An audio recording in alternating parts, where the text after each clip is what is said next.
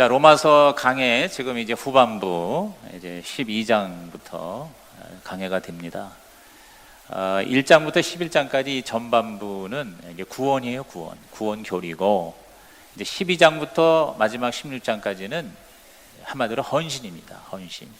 구원받은 자가 우리 하나님 앞에 우리 자신을 드리는 헌신의 삶. 우리가 구원받기 위해서 헌신하는 건 아니에요. 그러나 구원받았기 때문에 헌신하는 거예요. 그 헌신의 삶이 가장 아름다운 삶이고 복된 삶이기 때문에 우리 사도 바울은 12장부터 헌신을 어느 정도 하느냐? 하나님 앞에 제물이 되라. 거룩한 산 제물이 되라. 그래서 12장 2주 전에 설교한 본문이 1절과 2절입니다. 이 12장 1절과 2절은 암송구절이에요. 우리가 로마서 1장 16절 17절이 전체 로마서의 암송 구절이듯이 이 로마서 12장 1절과 2절은 구원받은 저와 여러분의 삶의 하나의 스탠다드라고 봐야 돼요. 하나님의 매뉴얼이라고 봐야 돼요. 그래서 우리 한번 다 같이 이것을 읽고 그리고 암송했으면 좋겠습니다. 다 같이 읽습니다. 그러므로 형제들아, 내가 하나님의 모든 자비하심으로 너희를 권하노니 너희 몸을 하나님이 기뻐하시는 거룩한 산 제물로 드리라. 이는 너희가 드릴 영적 예배니라. 너희는 이 세대를 본받지 말고 오직 마음을 새롭게 함으로 변화를 받아 하나님의 선하시고 기뻐하시고 온전하신 뜻이 무엇인지 분별하도록 하라. 너희 몸을 제물로 드려라. 하나님의 기뻐하시는 거룩한 산 제물로 드려라. 거룩한 산 제물. 시작. 거룩한 산 제물. 여러분, 우리가 예수 믿고 구원받았다는 것은 영혼만 구원받는 게 아니에요. 죽어서 천국 가는 것이 구원이 아니라 당연히 그것이지만 그것 이상이에요. 우리의 몸도 구원을 받는 거예요. 몸도 구원을 받아요. 그 몸에는 모든 것이 포함돼요. 저와 여러분의 생각이나 감정이나 우리들의 시간이나 물질이나 또 우리들의 모든 에너지, 열정, 모든 그 활동, 이런 게 다 우리 몸이에요. 몸. 그렇죠? 몸이. 그래서 삶이죠, 이게. 그래서 우리 첫 번째 우리 12장 설교가 바로 뭐냐면 구원은 바로 삶이다. 2주 전 설교였어요. 그렇죠? 지난주에는 가정주일이라서 우리 자녀를 위한 기도 제목을 설교했잖아요. 그래서 그것이 이제 이어지니까 제가 여러분에게 2주가 지났으니까 또 잊어먹을까봐 말씀드리는 거예요. 저와 여러분이 구원받은 거는 그냥 바로 죽어서 천국 가면 제일 좋아요. 근데 하나님은 저와 여러분이 이 땅에서 오래 건강하게 풍성하게 살기를 원하시는데 그게 왜 그러냐면 하나님에게 멋진 헌신의 삶을 살기 위함인 것이죠. 그래서 우리 몸이 정말 이제부터는 내 마음대로 이 몸을 쓰는 게 아니에요. 시간도 내 마음대로, 물질도 내 마음대로 쓰는 게 아니라 완전히 하나님 앞에 드려진 제물이 되는 거예요. 근데 죽은 제물이 아니고 산 제물이란 말이에요. 우리 옆에 계신 분에게 산 제물이 됩시다. 산 제물이 되려면 그 제물이 하나님 앞에 드려지는 제단이 있어야 되는 제단. 제사할 때 제물이 번제하면 번제단 위에 있어야 돼요. 그 제단이 바로 뭐냐? 교회입니다. 교회. 그래서 저와 여러분의 이 헌신의 삶은 어디서 출발하냐면 교회에서 출발하는 거예요. 교회에서 우리가 몸을 드리고 봉사를 하고 서로 섬기고 그래서 그것이 이제 세상에 이웃에게 이렇게 확장이 되는 거예요. 제가 이제 유학 시절에 제가 있던 학교의 도시가 파사다나시인데 거기에 아주 좋은 교회가 있었어요. 그래서 제가 한인교회 섬기겨서 사역도 했지만 시간 날 때마다 이제 그 세계에서 가장 큰 회중교회예요. 그 LACC라고 레이크 애비뉴 컨그리게이셔널 처치라고 아주 좋은 교회입니다. 한 3,000명 정도가 출석하는 교회였는데 그 교회 담임 목사님 그 폴 시다 목사님을 제가 굉장히 좋아했어요. 아주 설교를 잘하셨고 그리고 굉장히 복음적으로 메시지를 잘 전하신 분인데 근데 이분이 이 헌신에 대한 설교를 한 것을 제가 잊을 수가 없어요. 영어로 헌신이 커미트먼트예요. 커미트먼트. 근데 우리가 이 헌신을 크게 세 가지 대상으로 헌신을 해야 돼요. 첫째가 뭐냐면 예수님께 헌신해야 돼요. 아멘. 그래서 커미트먼트 투 크라이스트예요. 그리스도에 대한 헌신. 시작. 그리스도에 대한 헌신. 그게 바로 1절과 2절이에요. 그러니까 12장 안에 이 헌신의 세 영역이 있어요. 우리의 몸을 하나님께 드려라. 그러니까 우리가 하나님께, 주님께 헌신해야 돼요. 그 다음에 두 번째가 뭐냐면 commitment to body of Christ. body of Christ가 뭐냐면 그리스도의 몸에 대한 헌신이에요. 그리스도의 몸이 바로 교회입니다. 이따 설명하겠습니다만 따라합시다. 교회에 대한 헌신. 그러니까 우리는 하나님께, 주님께 헌신하고 그 다음에 주의 몸된 교회에게 헌신하는 것이 그게 바로 헌신이다. 그 다음에 세 번째는 commitment to work of Christ in the world, 즉 세상 안에서의 주님의 일에 대한 헌신이에요. 그래서 이걸 그냥 줄여서 저는 세상에 대한 헌신, 시작, 세상에 대한 헌신. 그게 바로 뭐냐면 이웃사랑이에요. 내 몸 사랑하듯이 이웃을 사랑하라 하고 새 계명을 주셨잖아요. 그러니까 저와 여러분은 예수 믿고 난 다음에 구원받은 다음에 삶이 어떻게 살아야 하는 거니? 이제 나만 위해서 죄만 짓다 살던 인생이 이제는 하나님을 위해서 살고 교회를 위해서 살고 그 다음에 세상을 위해서, 세상에 동화되는 게 아니라 세상과 구별되어 하나님의 나라를 세우는 일에 헌신하는 삶, 이게 바로 이웃사랑 혹은 빛과 소금. 아주 분명히 성경에 이렇게 나와 있어요. 근데 그것이 바로 이 로마서 12장 안에 딱 압축이 되어 있는 거예요. 그래서 저는 오늘 여러분이 이 교회가 무엇인지, 그리고 교회에 대해서 헌신하는 게 무엇인지 이것을 오늘 정확하게 알기 위해서 오늘 저는 설교 제목을 구원은 섬김이다. 시작. 구원은 섬김이다. 자, 왜 우리가 섬겨야 되느냐? 왜 우리가 교회 봉사부터 헌신해야 되느냐? 그 이유는 첫째가 우리가 바로 한 몸이 되기 때문이에요. 교회라는 몸이 바로 저와 여러분이 그리스도의 몸이 되었기 때문에. 자, 교회가 뭐냐? 교회는 바로 그리스도의 몸이라고 정의를 했습니다. 에베소서 1장 22절에서 23절이 교회에 대한 정의로서 가장 명쾌한 말씀이에요. 우리 다 같이 읽어봅니다. 또 만물을 그의 발 아래에 복종하게 하시고 그를 만물의 위에 교회의 머리로 삼으셨느니라. 교회는 그의 몸이니 만물 안에서 만물을 충만케 하시는 이의 충만함이니라. 여기 그가 누구예요? 그가 그리스도예요. 그래서 그는, 그리스도는 바로 교회의 머리다. 그리스도는 교회의 머리다. 시작. 그리스도는 교회의 머리다. 그리고 교회는 그리스도의 몸이다. 시작. 교회는 그리스도의 몸이다. 여러분, 이거 굉장히 중요합니다. 그러니까 에베소서는 교회론이에요. 교회론. 그래서 교회는 그리스도의 몸이다. 그 다음에 골로새서는 기독론이에요. 기독론. 그리스도론이에요. 그래서 그리스도는 교회의 머리다. 그래서 여러분이 이 로마서와 함께 에베소서와 골로새서를 같이 읽으면 굉장히 도움이 돼요. 교회는 바로 그리스도의 몸이에요. 예수님의 몸이에요. 예수님이 바로 교회의 DNA예요. 예수님으로부터 교회가 시작됐어요. 그렇죠? 예수님이 내 교회를 세우리라. 교회는 예수님의 교회예요. 그리고 교회는 예수님의 몸이에요. 그런데 저와 여러분이 그 몸 안에 들어가는 거예요. 예수님의 몸은 어떻게 구성이 되느냐? 예수님이 핏값으로 사신 구원받은 저와 여러분이 하나가 되는 것이 바로 예수님의 몸이다. 그게 바로 교회다. 자, 이것이, 자, 오늘 12장 5절 보니까 다시 로마서로 돌아와서 12장 5절 시작. 이와 같이 우리 많은 사람이 그리스도 안에서 한 몸이 되어 서로 지체가 되었느니라.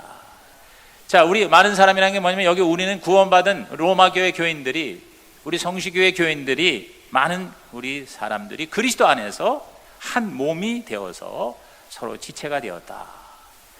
그러니까 저와 여러분이 교회를 다니는 게 아니에요. 바로 우리가 교회예요.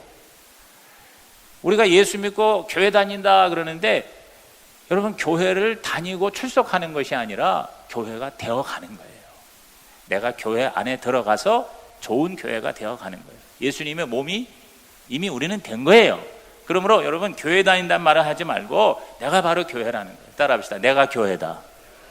근데 교회가 바로 그리스도의 몸이라고 그랬잖아요. 그렇죠? 그러니까 내가 잘해야 예수님의 몸이 건강하게 된다 그 말이에요. 아멘입니까? 그래서 사실 내가 교회가 되는 가장 확실한 길은요, 주일날 한번 와서 교회에 이렇게 예배 참석하는 게 아니라 여러분이 가족이 돼야 돼. 그 교회 가족이 되는 가장 좋은 길이 바로 뭡니까? 구역이에요. 구역. 혹은 목장이라고 그러고, 뭐 감리교에서는 속이라고 그러고, 또 뭐 다락방이니 뭐 순이니 셀이니 뭐 여러 가지 그 뭐 이름은 달라도요, 결국 뭐냐면 가족이 되는 거예요. 그래서 제일 교회다운 모습은 뭐냐면요, 두세 사람이 함께 모여서 같이 나누는 거예요. 이게 앉아서 예배드리고 설교만 듣는 것은 교회가 아니고, 교회 중에 하나지만 이건 연합교회고, 실제 교회는 소그룹이에요. 소그룹, 공동체예요. 그래서 마태복음 18장에 예수님이 두세 사람이 내 이름으로 모인 곳에 나도 함께 있느니라. 할렐루야. 그래서 여러분이 진짜 헌신을 제대로 하려면, 그리고 교회를 제대로 섬기려면 여러분은 교회를 다니는 게 아니라 교회가 돼야 돼요. 그래서 여러분이 구역이, 작은 소그룹이, 다시 말해서 영적인 가족이 제대로 되는 교회, 여러분 모습이 되기를 주의 이름으로 축원합니다. 그게 바로 몸이란 말이에요. 몸. 그래서 예수님께서 이웃을 사랑하기 전에 내 몸처럼 내 이웃을 사랑하라 그랬잖아요. 마태복음 22장 39절에 둘째도 그와 같으니 내 이웃을 내 자신같이 사랑하라. 이 자신이 바로 몸이에요. 몸. 옛날 성경에는 내 몸처럼 사랑하라 그랬거든요. 그런데 우리 몸이 바로 뭐냐면 교회예요. 교회. 그러니까 교회를 먼저 사랑하고 나서 세상의 이웃을 사랑할 수 있는 거예요. 교회를 먼저 섬기고 그 섬기는 훈련을 통해서 우리가 세상 사람들, 믿지 않은 사람들, 우리를 공격하는, 핍박하는 사람들조차도 사랑할 수 있는 힘을 기르게 되는 것입니다. 그러므로 저와 여러분이 헌신한다, 섬긴다, 사랑한다. 첫째, 주님을 사랑하고, 둘째는 주님의 몸 된 교회를 사랑하는 것. 그 교회를 사랑하는 건 나를 사랑하는 겁니다. 왜? 교회가 바로 몸이고 내가 그 몸의 지체가 되니까. 그러므로 저와 여러분이 구원받았다면 교회 되는 거고, 교회가 되었다면 교회를 위해서 봉사하고 섬기는 것이 당연한 거예요. 이게 바로 제물이 되는 거예요. 이게 바로 거룩한 산 제물이 되는 거예요. 죽은 제물이 아니라 살아있는 제물이 되는 거예요. 우리의 삶의 모든 영역에. 그 중에서도 우선순위 첫 번째로 우리들의 믿음의 공동체인 주의 몸된 교회를, 우리 교인들을 사랑하고 섬기는 것, 이것이 바로 저와 여러분의 구원받은 삶의 모습이 되기를 주님의 이름으로 축원합니다. 그 몸을 우리가 섬긴다는 것은 저와 여러분이 그 몸을 이루는 지체가 되기 때문에, 그러므로 둘째, 우리는 몸의 지체다. 시작. 우리는 몸의 지체다. 자, 12장 4절을 읽어볼까요? 우리가 한 몸에 많은 지체를 가졌으나 모든 지체가 같은 기능을 가진 것이 아니라 그랬어요. 자, 몸이 있으면 거기에 지체가 있어요. 바디와 멤버 혹은 파트예요. 파트. 여러분, 자동차가 있으면, 자동차가 한 몸이라면 거기에 수많은 부속품이 있죠. 부속품. 그래서 정비 공장에 가면 무슨 파트 갖고 와. 파트라는 말을 많이 해. 그리고 몸 찌그러지면 바디샵이라고 그래. 그래서 저도 미국에 있을 적에 우리 교회 교인들 중에서 그 바디샵 하는 사람이 많아요. 이 자동차 고치는 일을 해. 돈을 많이 벌거든. 그래서 그 몸만 고치는 걸 바디샵이라고 그러고, 부속품 가지고 갖다 꼈다 맞췄다 하는 그거를 이제 가스 스테이션, 이제 정비 공장이라고 그러잖아요. 그러니까 바디가 있고 그 바디를 이루는 파트가 있단 말이에요. 그처럼 교회도 전체 몸, 그리스도의 몸이 있고, 여러분 한 사람 한 사람은 그 몸을 이루는 지체, 즉 멤버와 파트가 되는 거예요. 근데 다 다양해, 다 달라. 그런데 한 몸이 되고 한 목적을 이루는 거예요. 다양하지만 하나가 되는 게 가장 중요합니다. 그 지체가 자기 혼자 잘났다고 계속 자기 주장대로 하면 몸이 망가지는 거예요. 그래서 저는 뭐 자동차니 이런 것보다 우리 이 육체의 몸을 생각하면, 그래서 바울이 그걸 잘 설명을 했어요. 우리가 손발이 있죠, 이목구비가 있죠, 오장 육부가 있죠, 그리고 손에도 뭐 손톱이 있죠, 털이 있죠, 신경이 있죠, 뭐 이런 것들이 다 이렇게 서로 하나가 돼야 돼. 조화를 이루어야 이 몸이 건강하잖아요. 그래서 몸을 잘 섬기면 몸이 건강하고 튼튼하면 지체들도 다 행복해요. 그런데 몸이 병이 들면 지체가 다 힘든 거예요. 그리고 어느 한 지체가 아프면 다 아픈 거죠. 그렇죠. 손가락 하나가 칼로 뱄으면 걔만 아파? 내 몸이 다 아프지. 밤에 잠을 못 자잖아요. 이게 바로 교회다. 그래서 우리는 지체가 되어서 이 몸된 교회를 건강하게 잘 섬기는 것이, 그게 바로 구원받은 사람의 모습이다. 이해가 되시면 아멘 하시기 바랍니다. 제가 어려운 얘기를 하지 않습니다. 그래서 가장 중요한 건 우리 모든 지체가 다 붙어 있어야 돼. 여러분이 성시교회 그러면 교회가 왜 이래 하는 거는 내가 왜 이래 하는 소리예요. 그렇지 않습니까? 그 교회 내가 나하고 따로 떨어진 게 아니야. 나하고 뭐냐면 하나가 돼야 되는 거예요. 이게 진짜 교회예요. 그렇지 않은 건 그냥 내가 어떤 교회를 내가 다니는 거지 내가 교회가 되는 것이 아니라는 거죠. 그래서 서로 다르지만 다양하지만 하나가 될 수 있다. 그리고 하나가 되는 것이 하나님의 가장 원하시는 바예요. 그래서 예수님이 교회를 위해서 중보기도 할 때 그게 이제 요한복음 17장인데 거기서 거룩하게 하소서 하나 되게 하소서 이 두 가지를 굉장히 하늘의 아버지께 구했거든요. 자, 우리 요한복음 17장 21절을 한번 읽어봅니다. 아버지요, 아버지께서 내 안에 내가 아버지 안에 있는 것 같이 그들도 다 하나가 되어 우리 안에 있게 하사 세상으로 아버지께서 나를 보내신 것을 믿게 하옵소서 그랬어요. 다 하나가 되게 해주세요.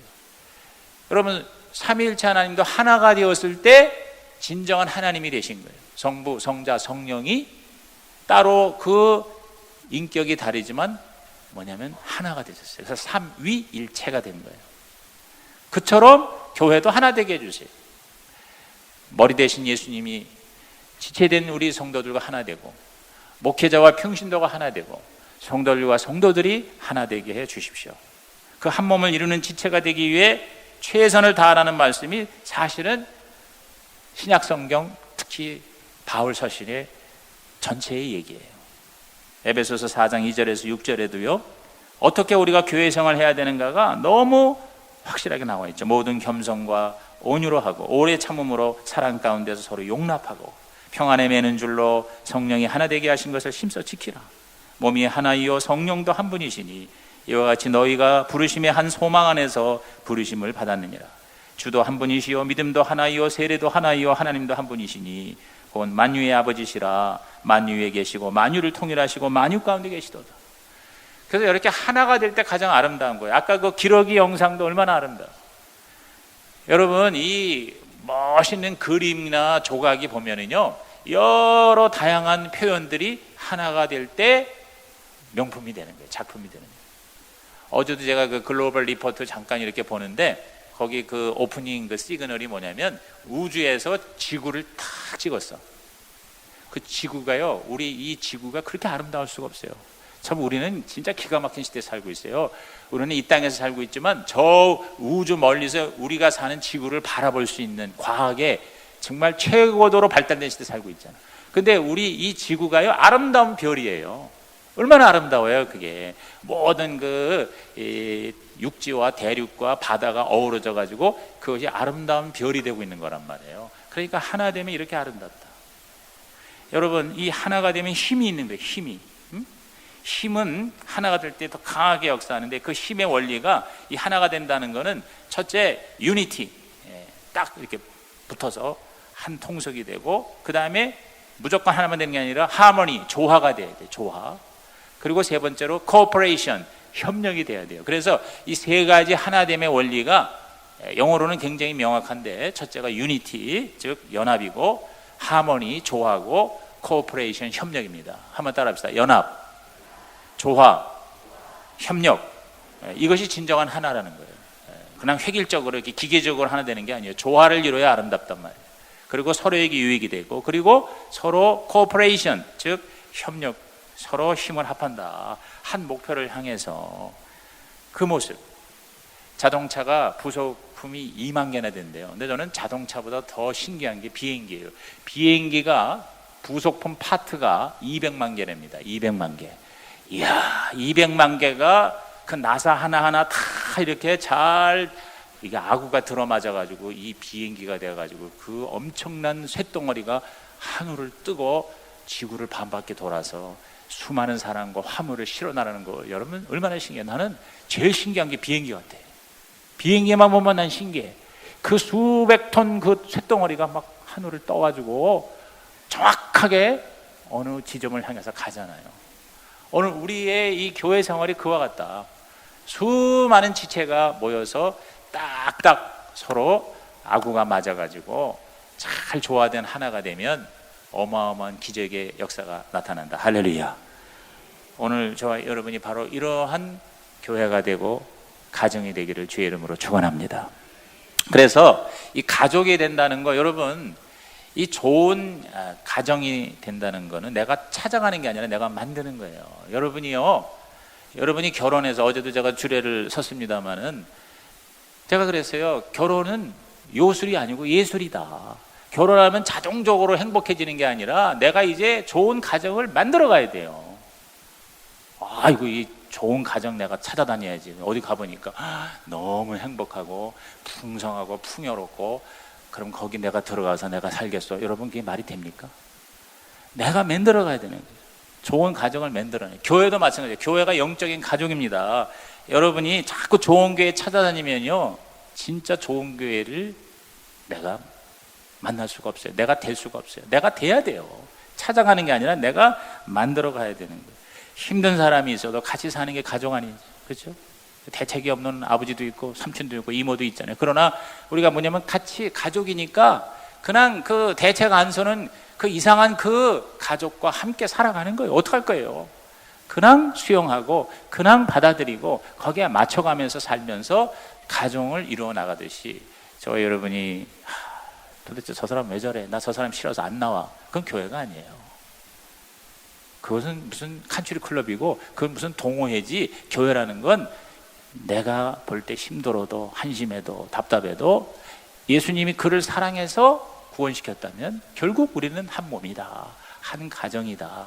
그렇게 해서 같이 어우러져서 수용하면서 살아가는 그러한 하나님의 사랑의 공동체가 저와 여러분의 교회 생활이 되고 우리 교회가 되기를 주의 이름으로 축원합니다. 그러한 모습으로 살기 위해서 가장 중요한 게 지체의식이에요. 그게 바로 3절의 말씀입니다. 3절 있습니다. 내게 주신 은혜로 말미암아 너희 각 사람에게 말하노니 마땅히 생각할 그 이상의 생각을 품지 말고 오직 하나님께서 각 사람에게 나눠주신 믿음의 분량대로 지혜롭게 생각하라. 따라합시다. 믿음의 분량대로 지혜롭게 생각하라. 지혜롭게 생각하라는 것은 아주 맑은 정신으로 생각하라, 그 말이에요. 이 믿음의 분량이라는 게 결국 뭐냐면요, 이게 자기 분수를 아는 거예요. 자기 분수. 그러니까 겸손이라는 거는 그저 자기를 이렇게 항상 비하하는 게 아니라 자기 분수를 정확하게 아는 거예요. 나를 알고 남을 아는 거예요. 내가 할 수 있는 거는 하고 내가 못하는 거는 다른 사람이 할 수 있도록 우리가 그에게 위임하는 것이, 그게 바로 겸손인 거죠. 그래서 여기서 우리 바울이 주장하는 거는 그 이상의 생각을 품지 말아라. 하나님이 나에게 주신 그 분량 안에서 나를 정확히 알아서 열등감이나 우월감에 시달리지 말고 그냥 나는 나예요. 하나님 나에게 주신 대로, 하나님 나 만들어 주신 대로 요만큼이 요만큼 내가 헌신하는 거고 이만큼이 이만큼 내가 헌신하는 거예요. 내가 못하는 거는 다른 사람에게 부탁하고 그 사람이 못하는 거는 내가 감당하고, 이게 바로 진정한 자기 분수를 아는 겸손의 모습이다. 그래서 그 믿음의 분량을 이제 구체적으로 세 번째 포인트입니다. 은사로 설명하는 겁니다. 우리는 은사를 받았다. 시작. 우리는 은사를 받았다. 그래서 자, 몸, 지체, 은사. 시작. 몸, 지체, 은사.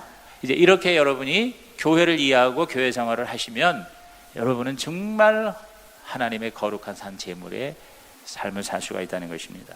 자, 6절부터 8절까지가 그 은사에 대한 얘기입니다. 시작. 우리에게 주신 은혜대로 받은 은사가 각각 다르니 혹 예언이면 믿음의 분수대로, 혹 섬기는 일이면 섬기는 일로, 혹 가르치는 자면 가르치는 일로, 혹 위로하는 자면 위로하는 일로, 구제하는 자는 성실함으로, 다스리는 자는 부지런함으로, 긍휼을 베푸는 자는 즐거움으로 할 것이니라. 여기 은혜대로 받은 은사에 밑줄 치세요. 여러분, 은사라는 거는 은혜의 결과예요.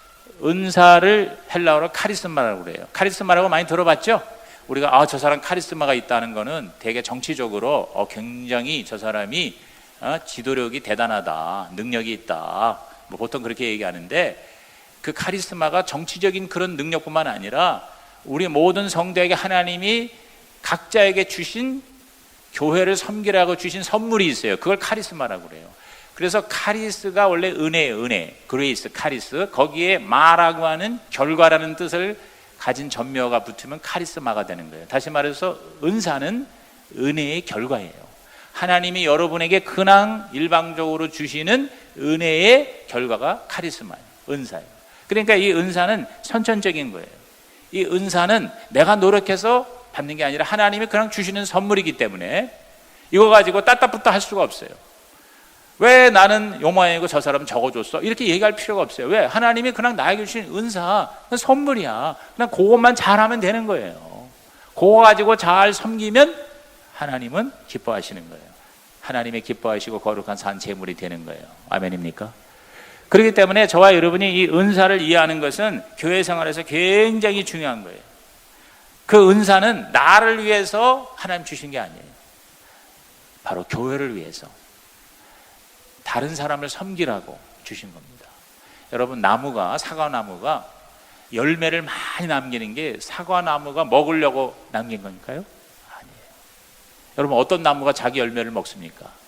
그 열매는 사람이나 짐승이 먹는 거예요. 바로 하나님이 저와 여러분에게 은사를 주셔서 성령의 열매를 맺게 하시는 것은 결과적으로는 내가 유익이 되지만, 그러나 나를 위해서가 아니라 뭐예요? 다른 사람 먹으라고, 다른 사람 섬기라고 하나님이 나한테 선물을 주신 거예요. 그게 선천적인 능력이에요. 그 선천적인 걸 가지고 자꾸 뭐라고 그러면 안 돼요. 후천적인 노력을 가지고 얘기할 수 있어요. 예를 들어서 어떤 사람이 키가 크고 얼굴이 잘생겼다. 그거 어떡할 거예요? 하나님이 그렇게 맺는 거예요. 근데 왜 나는 이 모양이야? 하면서 비교할 필요가 없는 거예요. 그런데 그 이후에 어떻게 사는가는 나에게 달린 거예요. 후천적으로 노력을 하지 않으면 거기에 대해서 나중에 꾸중을 받게 될 것이고 비판을 받게 될 것입니다. 그러니까 저와 여러분이 선천적으로 나에게 주신 것은 재능이든 탤런트든 은사든 그건 그냥 감사하시면 돼요. 그리고 그걸 가지고 내가 더 노력을 해서 더 열심히 그걸 사용을 해서 멋진 결과를 남기는 것, 그것이 바로 하나님이 나중에 저와 여러분에게 상급을 주시는 조건이 될 줄로 믿는 것입니다. 그래서 여기 7가지 은사가 이제 대표적으로 나와 있습니다. 우리 고린도전서 12장이나 또 에베소 4장에 다른 은사들도 많이 있는데 여기는 7가지가 나와 있더라고요. 첫째가 예언의 은사. 시작. 예언의 은사. 예언이라는 건 뭐냐면 이되면 뭐가 될 거다 이런 점쟁이 치듯이 점치듯이 하는 게 아니에요. 이건 대언의 은사예요. 대언의 은사. 말씀을 잘 가르치어서 하나님의 말씀을 대언하는 은사예요. 이게 목사가, 설교자가 이런 은사가 있어야 교회를 잘 섬기는 겁니다. 저는 최선을 다해서 이 예언의 은사를 가지고 여러분 섬기는 거예요. 일주일 내내 이 말씀을 준비해서 어제도 오늘 아침까지도 또 다시 듣고 또 다시 정리하고 다시 첨삭해서 오늘 오신 성도들에게 하나님의 말씀을 대언해야지. 이게 예언의 은사예요. 그 다음에 두 번째가 섬기는 은사. 시작. 섬기는 은사. 이거는 하나님이 주신 힘과 능력으로 남을 섬기는 거야. 말 그대로 자꾸 남을 도와주고 또 남을 이렇게 잘 섬겨주는 거. 그래서 몸으로, 시간으로 또 물질로 이렇게 잘 섬깁니다. 그래서 남을 섬기려다 보면 상처를 많이 받게 돼요. 상처를. 그런데 섬기는 은사를 받은 사람은 그 상처가 그렇게 심각하지가 않아요. 그래서 이 상처받는 것도 은사예요. 그러니까 여러분 자꾸 상처받는 사람이 있어. 그런데도 계속 섬겨. 그 사람은 은사예요, 은사. 그런데 어떤 사람은 한번 상처받으면 못 견뎌. 뚜껑이 열려. 그래가지고 그냥 한판 붙자 그러고 그 다음에 아예 떠나버리고 그래. 그건 은사가 없는 사람이야. 그거 어떡하겠어요? 은사가 없는데. 그래서 자기가 노력은 하지만 노력 갖고 안 돼요. 근데 어떤 사람은 그냥 이렇게 해도 저렇게 해도 그저 상처가 되지만 그것도 상처를 잘 또 소화시키고 그러면서 또 가서 일하다가 한 대 뺨 맞으면 또 상처받지만 또 상처받는 것도 또 감사하고 이게 그 사람 은사예요, 은사. 여러분 중에 그런 사람이 있어요. 그런데 이렇게 섬기는 은사를 가지고 남을 끝까지 섬기는 거예요. 그 다음에 가르치는 은사. 뭐 잘 가르치는 교사 뭐 이런 은사죠. 위로의 은사. 다른 사람을 잘 위로해줘. 이게 상담을 잘 해주는 거예요. 격려를 해주는 거예요. 그래서 여러분 이 위로의 은사, 이 권면하는 은사는 이 권사님이 이 은사를 받아야 돼. 이 은사 없는 권사는요 힘들어요. 그래서 이상하게 그냥 남을 씻기나 하고 다른 말만 하고 이러는 거는요 비난 비평하는 거 이거는 은사가 없는 사람이에요. 근데 권사가 된다는 거는 여러분 우리가 이 장로, 권사, 안수집사 이것이 무슨 계급이라든가 아니면 자기를 부르는 어떤 호칭만 돼서는 너무 이것은 불쌍한 거예요. 그건 바로 은사하고 연결돼야 돼요. 장로는 장로의 은사가 있는 사람이 해야 되고 권사는 권사의 은사가 있는 사람이 돼야 돼요.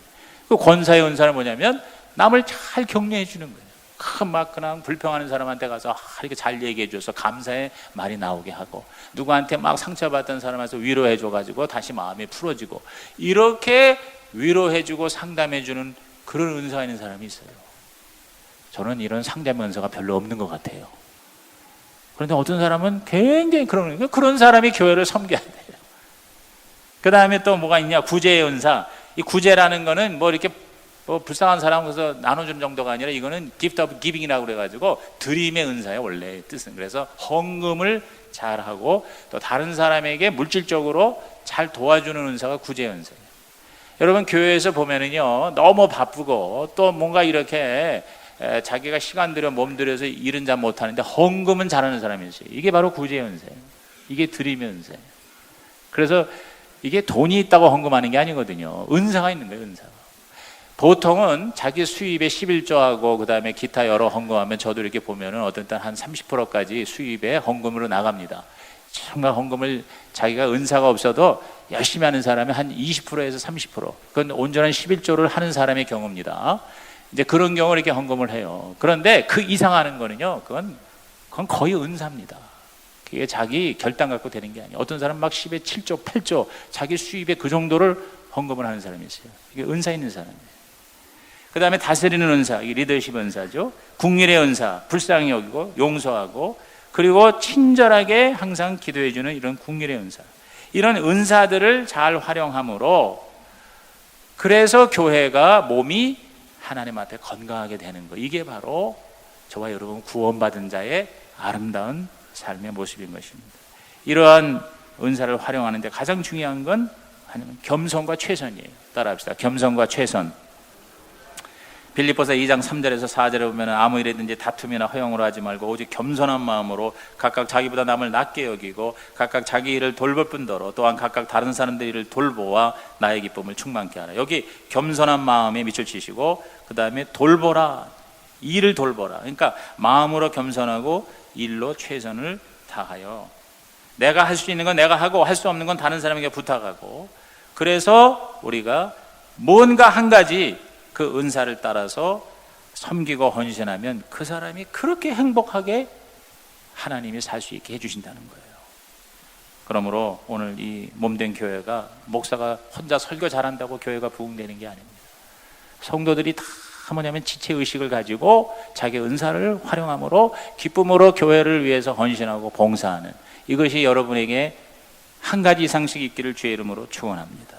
여러분, 우리 성도들이 봉사를 하지 않으면요, 주님도 손해고 교회도 손해고 자기도 손해예요. 진정한 봉사와 섬김이 없는 교회 생활은 절대로 행복할 수가 없습니다. 오래 갈 수가 없습니다.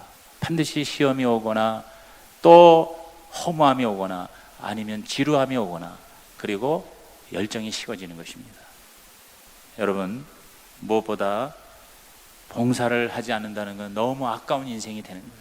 우리 인생이 너무 아까운 것이 되는 거예요. 뭔가 우리가 헌신을 할 때 인생의 의미가 있고 가치가 있는 것입니다. 저는 교회 봉사와 그리스도의 남은 고난이라는 글을 김조목 님이 쓴 그리스도의 성공 방정식, 이것을 읽어드림으로 오늘 설교를 마무리하기를 원합니다. 우리는 교회 봉사로 인한 육체의 피곤함을 수없이 호소하였다. 그러나 그 피곤함은 바울의 관점에서 볼 때 그리스도의 남은 고난을 내 육체에 채우는 영광, 그것이었다. 교회의 봉사는 예수 그리스도가 우리에게 맡긴 위탁이다. 그러나 오늘날 그리스도인들 대다수가 교회 봉사를 회피하고 있다. 이들은 힘들게 예수님을 믿는 것을 원치 않는 교회사의 돌연변이들이다. 과연 그들은 돌연변이인가? 이들은 교회에 숨어 들어온 종교인들이다. 교회의 가장 구석진 곳, 자신을 가릴 만한 기둥 뒤에 앉아 있다가 어느새 사라지고 만다.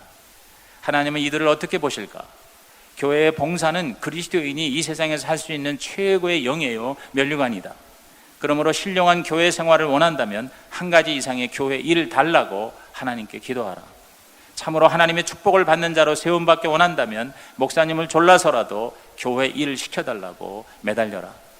내가 봉사하는 것이 중요하다. 단 한 번도 교회에서 봉사하지 못하고 죽는다고 생각해보라.